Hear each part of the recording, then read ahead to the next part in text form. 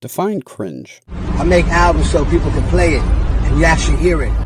Not no mysterious and you never hear it. Yeah, that looks like cringe. Now, have you ever met somebody that brags about how successful they are, only to get shown up by somebody who's cooler and that everybody likes? Well, that's kind of like the musical beef between Tyler, the Creator, and DJ Khaled, or more specifically, Igor versus Father of Asahd, which has created one of the most interesting musical phenomenon in recent memory. A clash between what felt like the established industry versus hardcore artistic experimentation, or better known as mysterious. Not only was the beef an essential catalyst for the mainstream attention for Tyler, it also helped him to finally be recognized as a heavy hitter within the music industry. Funnily enough though, DJ Khaled changed a lot too, and that's what I find most interesting about the result of this drama. What do you think of DJ Khaled now, in comparison to before the situation occurred? Or better yet, what do you think his reaction was since all this happened?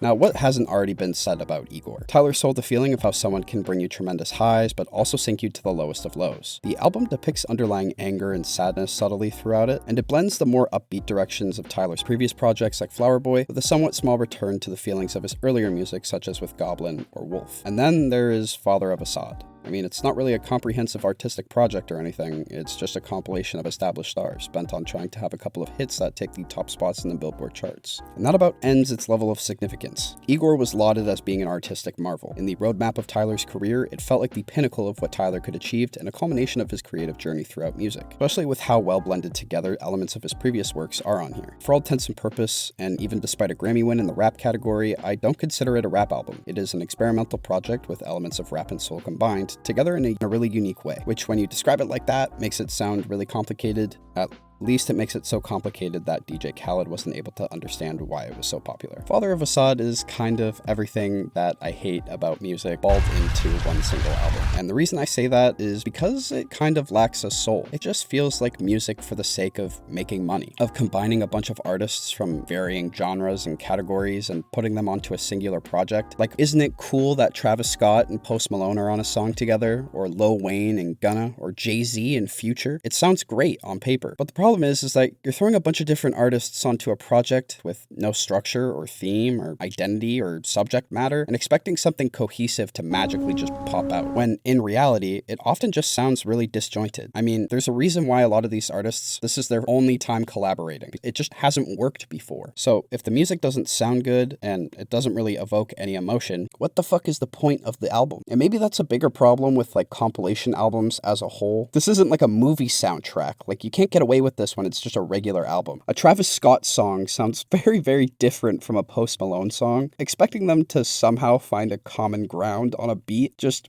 isn't a good idea. So it just reinforces this idea that DJ Khaled is making these albums just to make money and profit off of them. I mean, he doesn't even make the beats. That's the weirdest thing to me. How can you put your name on an album and you don't musically contribute to the album at all? I don't understand that. I've never liked that. I hate these types of albums.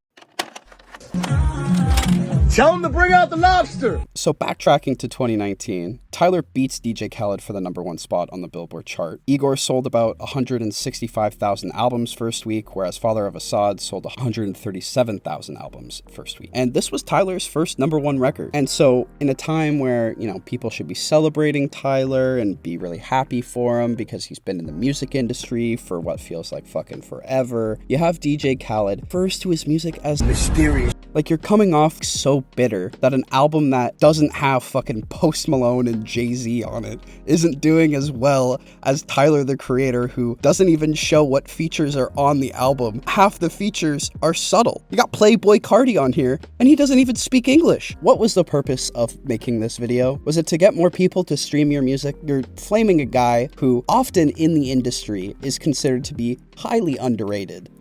I never fully felt accepted in rap and stuff, so for y'all to always stand by me and get me here, I really appreciate that. I just don't understand what the point of this is. Like, what? Most things have a point to them, right? What is DJ Khaled's point? What is the point of his career? In more recent memory, actually not even more recent memory, just all the time DJ Khaled has been kind of a meme on the internet.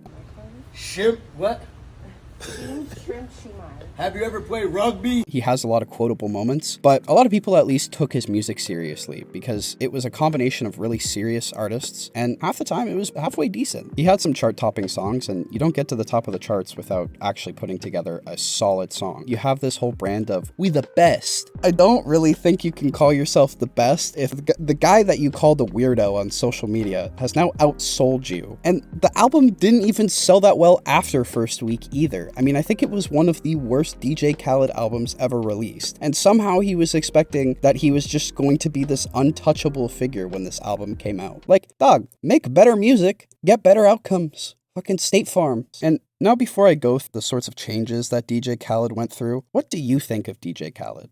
At the end of the day, his brand is really up to us as a society. So was he ever a serious musical influence, or was he just always a joke? It does seem like DJ Khaled decided to change up his approach on his newer albums. Khaled saw newer combinations, a more experimental flair. You had Meek Mill and Bryson Tiller and 21 Savage and Justin Bieber and just Cardi B on a song by herself. Did any of them work? Not really, but they did try. And plus, I'm pretty sure this was the album where in the 21 Savage and Justin Bieber song, in the music video, Justin Bieber is wearing dreads that look terrible.